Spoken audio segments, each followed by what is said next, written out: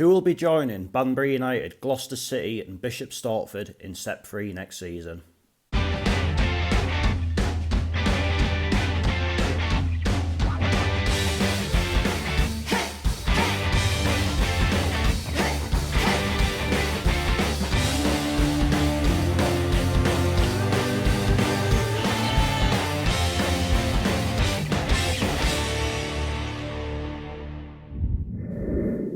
Yes, good morning everyone and welcome to a new video on the channel. It is Saturday the 20th of April 2024 and today we are heading to Northumberland for a simply massive game. It is Blyth Spartans versus Brackley Town in the National League North. Spartans need to match or better Farsley Celtic's result in order to survive. Brackley are still going for third place and an automatic place in the playoff semi-final. So without further ado, let's get into this.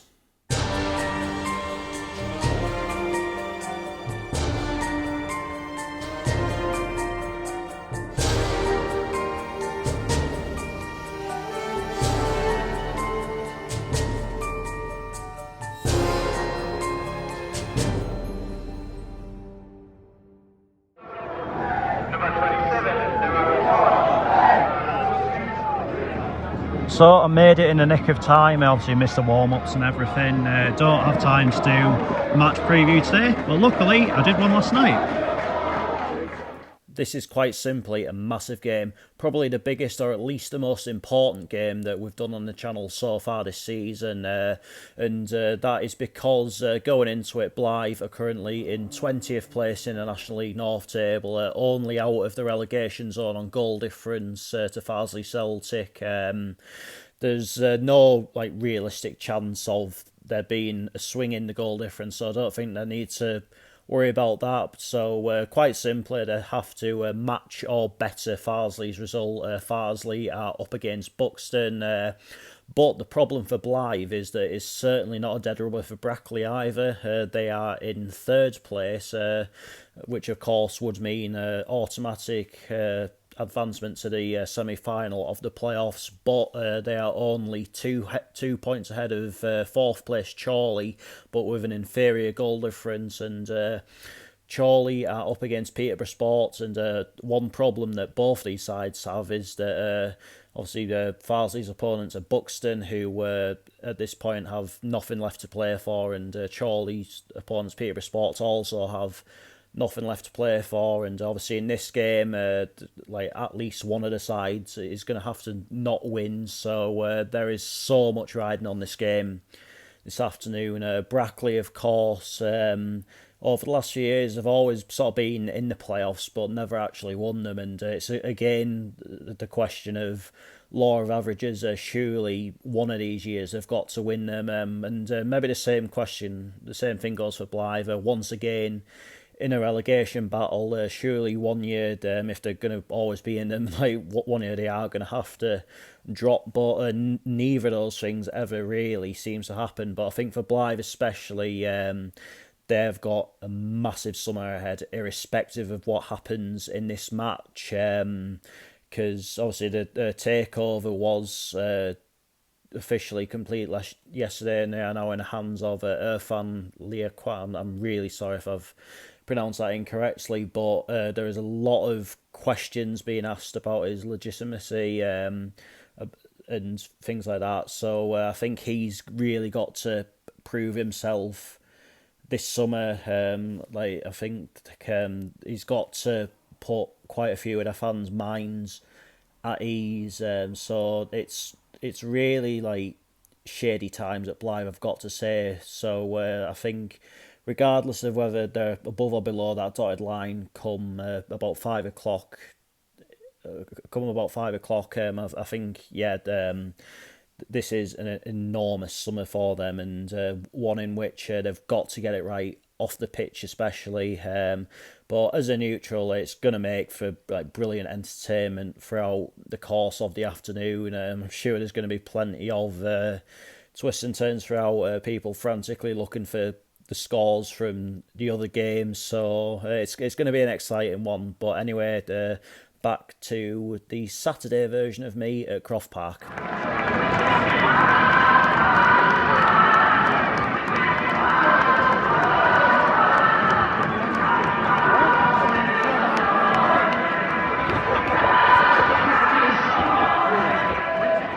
and we are underway.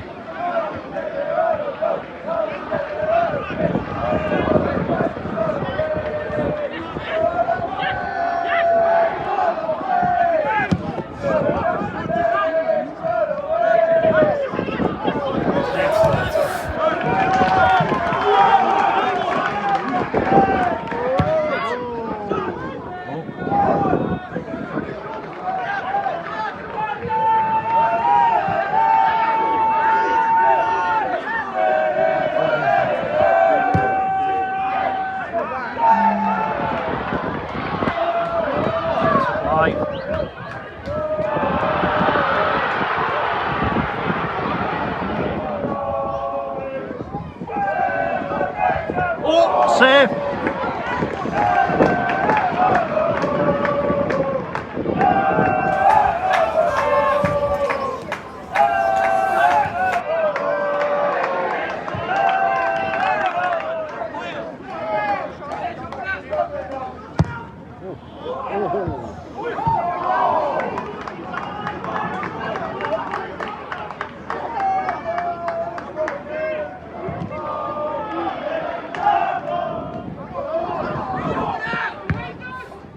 It's in! And as things stand, that puts Blyth in the bottom four. Still 0-0 at Farsley.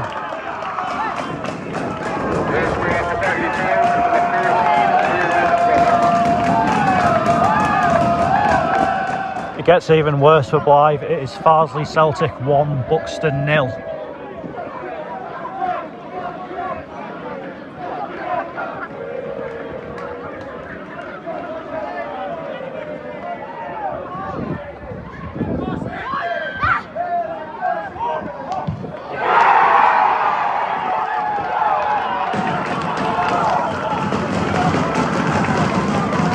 Really not looking good for Spartans at the minute.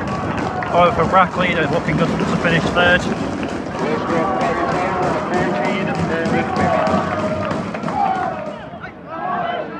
Offside.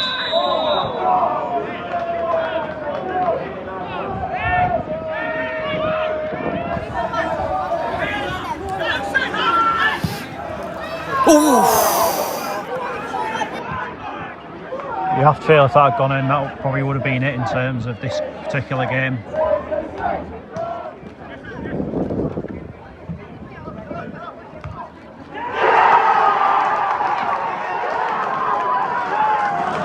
Well, I think that's probably it as far as this game goes.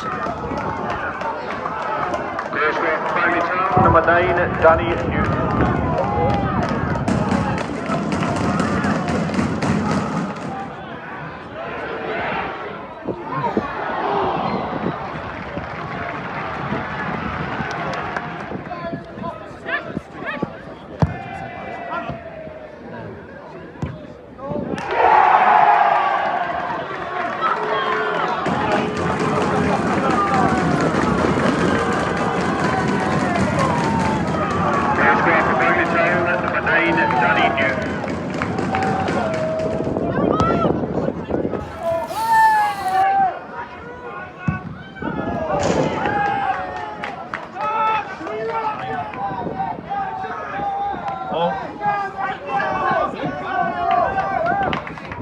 So not that it really means much in the context of this, the way this game's gone, but it is Peterborough Sports 0, Chorley 1.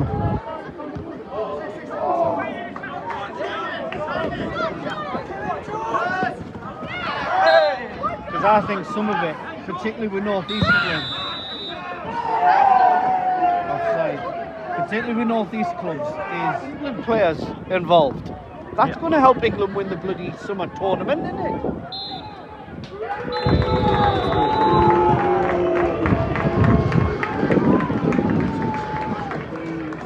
I'm not booing them, it's like it'll serve no purpose.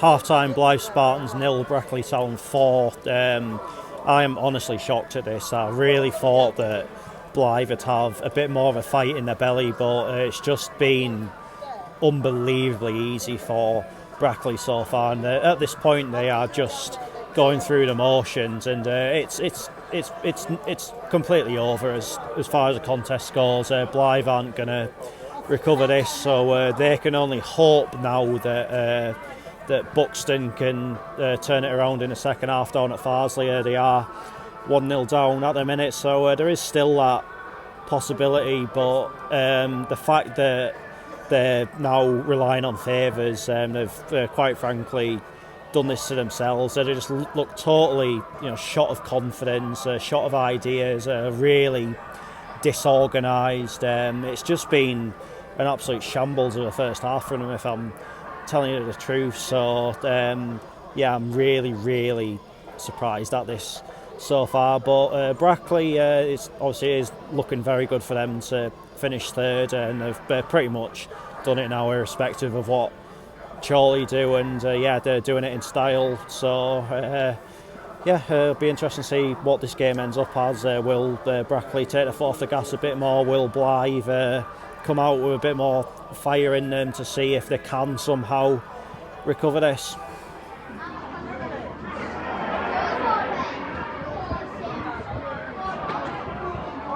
It's Farsley Celtic 2, Buxton 0. I think this might be as good as done now, I'm not going to lie.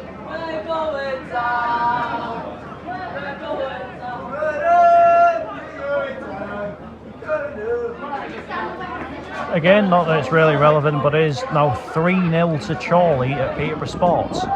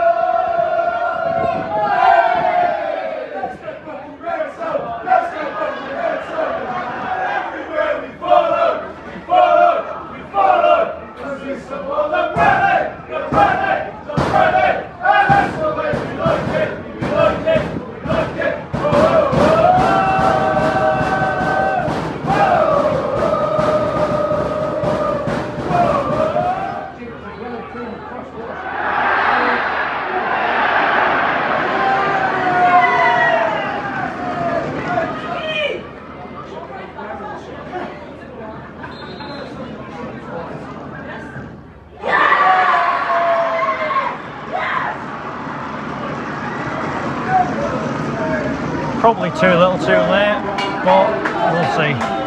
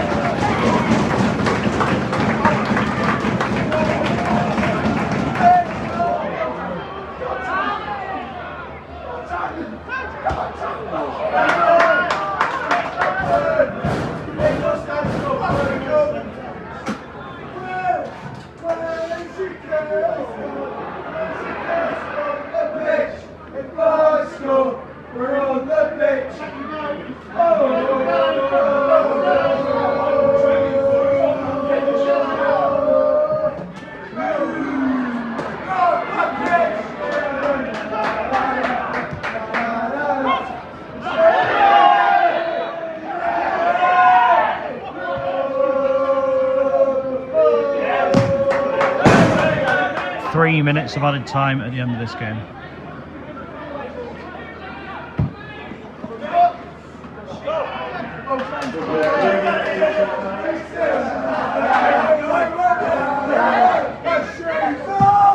Oh, save.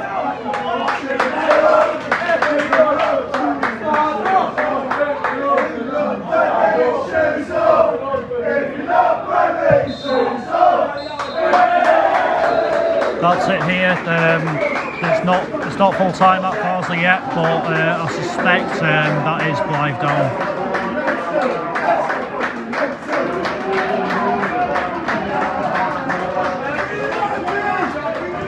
It's finished at Farsley.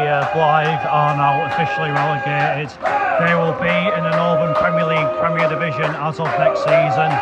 But nevertheless, a very impressive display there by Brackley. They have confirmed third place. It's been an absolute disaster of a day for Blyth, it goes without saying.